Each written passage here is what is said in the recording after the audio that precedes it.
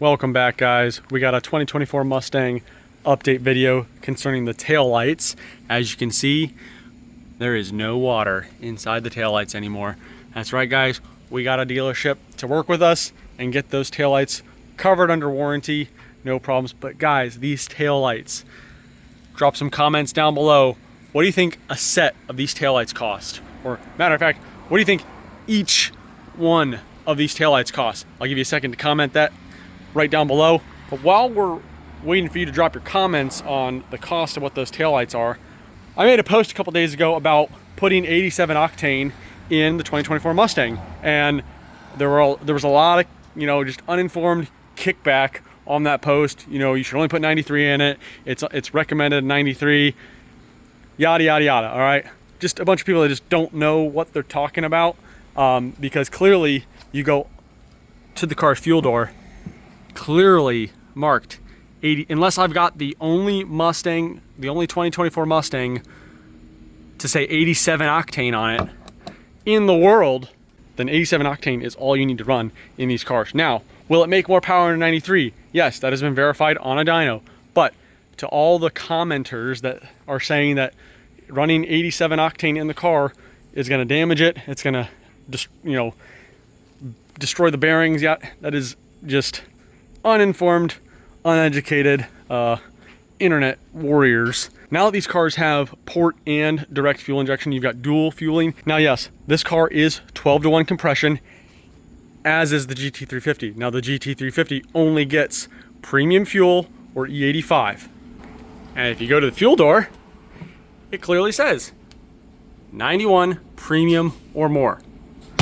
So, also 12-to-1 compression, but only port injection.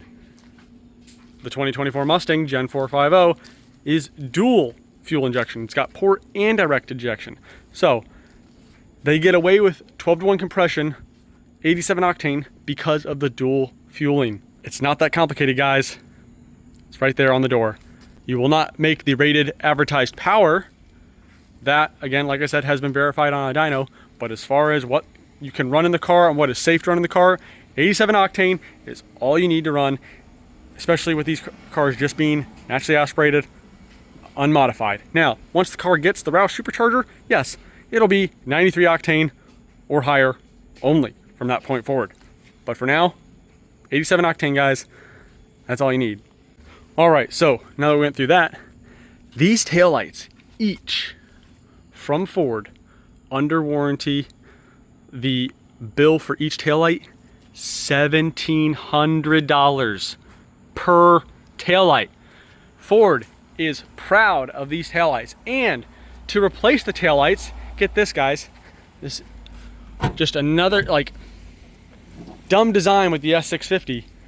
To replace the taillights in the S550, super easy.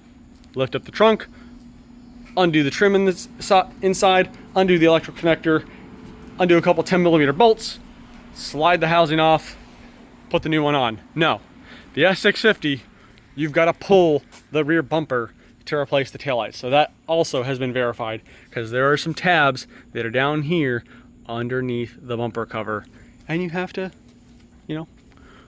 remove the bumper cover to access them. So yeah, that is another reason why I'm glad we were able to get that done under warranty. So now, what can we conclude from this whole debacle? One, if you've got excessive water inside your tail lamp housings, you've got cracks, you've got one that is electrically not operating correctly, they can claim it and run it under warranty, especially if they run it as an electrical concern and not a cosmetic concern. So get the dealer to have it written up as an electrical concern and not customer states damaged light housing. They wrote it up as customer states tail lights intermittently inoperative. All right, so that's number one. Number two, the taillight design on the S650 is stupid, that you have to remove a bumper to replace the lights. And then three, back to the fuel thing, guys, 87 octane, it's not that complicated.